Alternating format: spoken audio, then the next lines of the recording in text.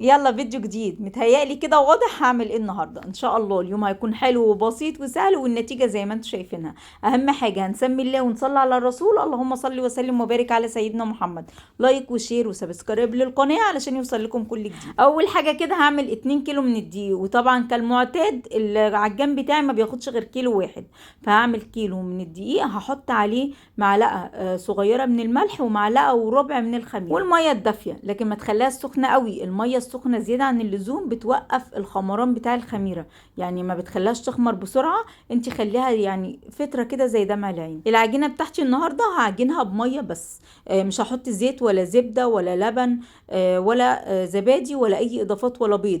يبقى انت هتحطي السوائل 3 كوبايات. لو انت مش هتحطي اي اضافات من دي ان شاء الله على حسب الدقيق بتاعك طبعا هياخد 3 كوبايات. انا الدقيق النهارده علشان مش ضايفه اي اضافات اخد 3 كوبايات من السوائل. حطيت كوبايتين والكوبايه الثالثه هحط نصها وهشوف كده الجزء التاني، لكن هي اخدت معايا الثلاثه بالظبط. شايفين؟ انا عاوزاها كده يعني مظبوطه، مش يعني مش جامده قوي ولا طريه قوي، عاوزاها تكون وسط. شايفين كده؟ هو ده اللي انا عاوزاه بالظبط.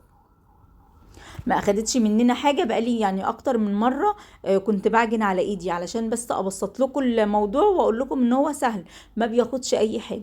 الكيلو التاني هحط عليه برضو هنا هحط التلاتة على طول من الميه، 3 كوبايات من الميه ومعلقه وربع من الخميره ومعلقه صغيره من الملح. مش هطول بقى عليكم، خلاص انا عجنتهم نفس المرحله الاولى. لكن اهم حاجه ما تحطيش السوائل مره واحده في الكوبايه الثالثه. الكوبايات المعياريه دي مش غاليه لكن حلوه قوي.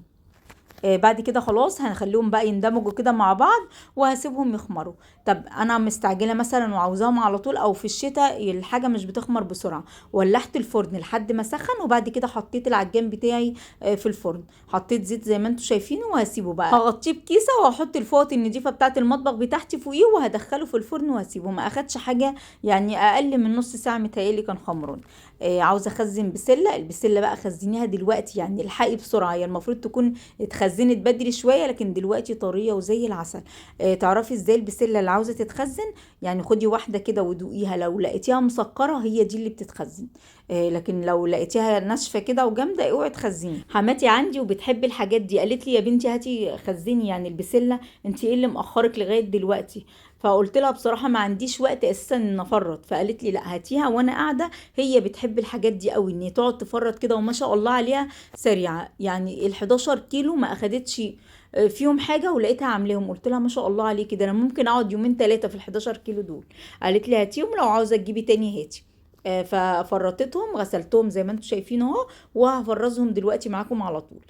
خلاص بعد ما العجين بتاعي خمر وبقى زي الفل زي ما انتم شايفين، اقل من نص ساعه كان خمران. هبدا بقى تعملي الكور اللي انت حباها. عاوزه تعملي الرغيف بتاع الحواوشي كبير كبري، عاوزه تعمليه وسط يعني ده حلو، لا كبير قوي ولا صغير قوي. النور قطع زي ما انتم شايفين. اقعد انا؟ لا طبعا ما اقعدش، يعني انا لو سبته لحد ما جه يعني قلت هنا اعمله كور كده واسيبه يرتاح براحته. كل ما بتسيبيه يرتاح بيكون سهل معاكي وانتي بتفرديه. خلاص كده بعد ما خلصتهم غطيه بكيس اهم حاجه علشان وشهم ما ينشفش، وبفوطه كده وسيبيهم يرتاحوا. هنا البسله بعد ما خلاص اتصفت، وبوريكم الخضره بقى كمان غسلتها وقشرت البصل ده والنور قاطع، يعني لا النور ساعه بياخد عندي ساعه او ساعه الا ربع، طبعا بيعطلك كتير. اي اكياس تلاجة بقى شوفي انتي بتفرزي في ايه. انا عندي كيس التلاجة دي كويسة قوي بخزن فيها. طريقة التفريز بتاعتي كالمعتاد زي ما انتوا عارفين، بلف الكيس كويس قوي وبعد كده بتفكيه وتربطيه، الهواء اللي فيه كله بيطلع. انتي بتعبي طبعا على حسب الكميه اللي انتي حباها. يعني انا شايفه المقدار ده كده كويس على قد يومي او على قد مثلا شوفي اسرتك قد ايه، فانتي عبي زي ما انتي عاوزه. ممكن تعملي كيسين صغيرين. شايفين اتشفطت ازاي؟ ما فيهاش اي هوا. ده ليه؟ لاني يعني بلفها جامد قوي حلو وبعد كده بفكها وبرجع اطلع الهوا واربطها تاني في ثواني كده، وبتلاقيها ما فيهاش هوا ولا اي حاجه، ما بتاخدش مكان وبيكون تفريزها كويس. وطبعا يعني بتقعد فتره طويله، الهوا بيبوظ الحاجه. خلاص كده هترصيهم بقى في التلاجة بتاعتك على حسب ما انتي دي فريزر او التلاجة عندك. خلاص هعمل بقى الخلطه بتاعت الحواوشي اللي خلت طعمه يعني خيال بجد. كل اللي داقه شكر فيه من كتر فعلا ما طعمه حلو. حطي بصل زي ما انت عاوزه. انا هعمل كيلو من اللحمه، زي ما انتم شايفين حوالي كيلو الا ربع من البصل. حطي بصل ما بيبانش. اهم حاجه ان انت تفرميه كويس قوي على قد ما تقدري، في الكبه بقى على ايديكي افرميه كويس. وبحط عليه شبت وكزبره، مفيش داعي تحطي بقدونس، يعني الكزبره والشبت حلوين قوي ان انتوا تحطيهم، يعني مش ياما زي ما انتم شايفين، بيديها ريحه وطعم حلوين كده، يعني بتخليه بيودي الحواوشي في حتة تانية. هحط بقى بولة واسعة شوية، وحطيت كمان فلفل حراق، او ممكن تحطي شطة. هو الحواوشي يعني وهو حراق بيكون طعمه حلو، ما تكتريش قوي لو عندك اطفال. حطيت بقى فلفل اسمر، كمون، كزبرة ناشفة، وملح وبابريكا بس. حاولي بقى تقلبيهم كويس، يعني انتي اقعدي بتاع 5 دقايق كده لحد ما كله يندمج مع بعض. وفي حاجة لسه ما حطيتهاش او نسيت احطها، هي متقطعة جاهزة طماطم. فهحط دلوقتي وانا بفرد العيش، هفتكرها من اول رغيف الحمد لله. هعمل كمان بسطرمة. البسطرمة بيكون طعمه حلو يعني، لا بجد طلعوا حلوين، يعني جربيه، حلو قوي تعمليه في البيت لو انت ما عملتوش قبل كده، والله فاتك نص عمرك. بيكون طعمه حلو. انا ساعات بعمل الخلطة دي وباخدها وبنزل عند في جنبنا في يعني فرن شامي بعمله، لكن العيش طعمه حاجة تانية. اعمليه في البيت وجربيه، وفي فرن البوتاجاز، ما عنديش فرن غاز ولا حاجة، وطعمه كان حلو. هقولك على كام خطوة كده اللي يخليه طري ويخليه حلو معاكي. شايفين كده فردته اول واحد، يعني بحط على دقيق، ممكن تحطي على زيت، يعني انا اوقات بعمله على زيت وعلى دقيق. الاتنين بيكونوا حلوين. بفرده كده، شايفين بيتفرد على طول علشان سيبته يرتاح.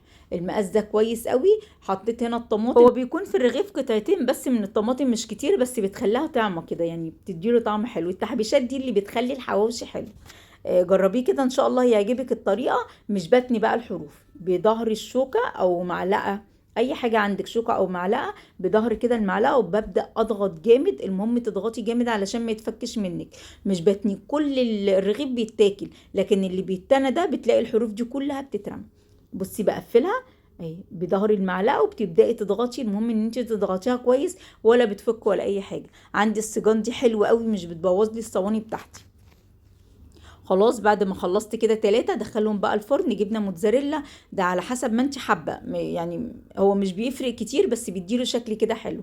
حطيت جبنه موتزاريلا، ولعت الفرن ازاي، ولعته من فوق ومن تحت، وحطيته على الشبكه.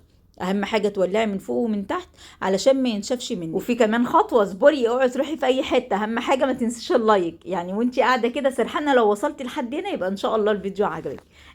لسه في خطوه كمان مهمه قوي هقولك تعملي فيها ايه. هنا بعمل بقى اللي بالبسطرمه. بحط طماطم وفلفل زي ما انتم شايفين، طماطم وفلفل بس، ما بحطش اي حاجه تانية. والبهارات بتاعتي كمون، فلفل اسمر، كزبره ناشفه، وبابريكا كمان. بحط زي ما انتم شايفين، وبحط البسطرمه بس كده، ما تحطيش حاجه تانية. بقفله بقى زي ما قلت لكم كده بالشوكه. اضغطي حلو وقفلي بس كده. ايه بقى السوى اللي بيخليه حلو؟ شايفينه وهو في الفرن، اول ما يعني بلاقيه بدأ يلون كده بخاخة، بحط فيها زيت ومية، مش اكتر من كده. زيت ومية، وبتبدأي تبخيه كده، لونه بيتغير على طول، يعني بتلاقي لو في دقيق منك او اي حاجة كل ده بيختفي، وبتلاقي لونه حلو وبيطلع طري وكله طراوه. واول ما بيطلع على طول بعمل نفس الخطوه. لو ما عندكيش البخاخه دي ممكن بفرشه ميه وزيت وادهني كده وشه، بيطرى وبيكون حلو. اهم حاجه طلعيه على يعني على فوطه عندك او اي حاجه نظيفه، ما تطلعوش على الصينيه على طول. شايفين بقى شكله عامل ازاي؟ ده لسه فيه على فكره، احنا هنا بنتغدى، ما قدروش يصبروا اكتر من كده. تعالي يلا بينا نتغدى، وبعد كده كملي بقى اللي انت عاوزه تعمليه. هي الكميه دي الحمد لله قضتنا وزياده كمان. بعد ما اتغدينا بقى قلت لهم انا لو قعدت كمان دقيقتين مش هقدر اقوم اعمل حاجه. شايفين بقى الجمال؟